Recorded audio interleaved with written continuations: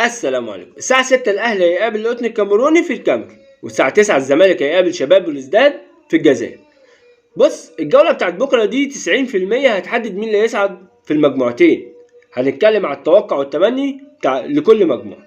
في المجموعة بتاعت الأهلي عنده 4 وهيروح يقابل القطن الكاميروني اللي ما عندوش ولا نقطة، وحصلت المجموعة إن شاء الله الأهلي هيفوز. بس المشكلة في مجموعة الأهلي اللي اللعبة مش في إيده، اللعبة في ايد سان داونز والهلال السوداني، واللي هيتقابلوا يوم السبت. الهلال السوداني عنده 9، هيقابل اللي عنده 10 سان داونز. وانا بقول لك التعادل بين الفريقين دول، بين سان داونز والهلال، وفوز الاهلي يدي فرصة كبيرة لتأهل الاهلي. لكن لو الهلال السوداني فاز ملهاش لازمة نتيجة الاهلي بفوز تعادل خسر من القطن، مخليهاش لازمة حتى لو هيلعب الهلال السوداني في الماتش الاخير. بس الناس عماله تتكلم على تفويت ومش عارف وسان داونز هيفوت الماتش للهلال السوداني. انا بقول لك اتوقع الفريق زي ده، كواليتي عالي زي ده من لعيبه سان داونز، اللي هي تاكل اي حد قدامها. والفريق البطل وعقليه الفريق البطل ما بيفوتش. انا مش فارق، مع اللي عايز البطوله هيكسب اي حاجه. وانا اتوقع باذن الله ان سان داونز لو ما كسبش الهلال في السودان مش هيخسر، هيتعادل.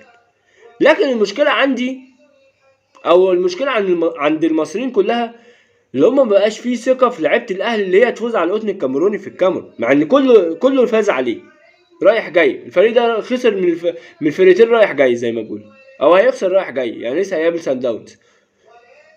فالتوقع، الاحساس عند الجماهير بتاعت مصر اللي الاهلي ولعيبه الاهلي مش مديانه احساس اللي هي هتفوز بكره. فانا مش عارف ليه حاسس ان في نتيجه لا اما تعادل لا اما خساره الاهلي، مع اني اتمنى والله الفوز للنادي الاهلي. بس لو الاهلي كسب باذن الله بكره ان شاء الله، انا اتوقع يوم السبت سان داونز هيعمل نتيجه ايجابيه مع الهلال. ولو اتعادل مع الهلال في السودان والاهلي كسب، الاهلي بس يكسب الهلال السوداني 2-0 يصعد زي ما بيقولوا. باذن الله هو ده اللي يحصل. هنيجي بقى على مجموعه الزمالك، والزمالك عنده فرصه احسن من الاهلي. اللعبه في ايده هو، ولا هيستنى بقى ولا يستنى الترجي مع شباب بلوزداد ولا الكلام ده. لو الزمالك كسب بكره شباب بلوزداد في الجزائر زي ما شباب بلوزداد كسب الزمالك في مصر، مبروك على الزمالك الصعود مع الترجي. انا بقول لك بكره الترجي والمريخ هيلعبوا الساعه 3.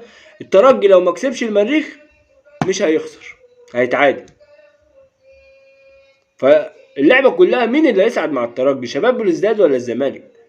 الزمالك لو اتعادل او لو خسر خلاص بره، لو اتعادل هيبقى اتلسع من الشوربه مرتين زي ما بيقولوا، ولا يلدغ المؤمن من الجحر مرتين.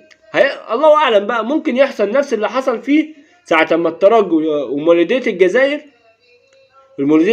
اتفقوا مع بعض وخرجوا الزمالك.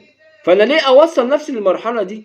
اللعبه في ايدي، العب زي ما شباب بلوزداد كسبني انا اقدر اكسبه.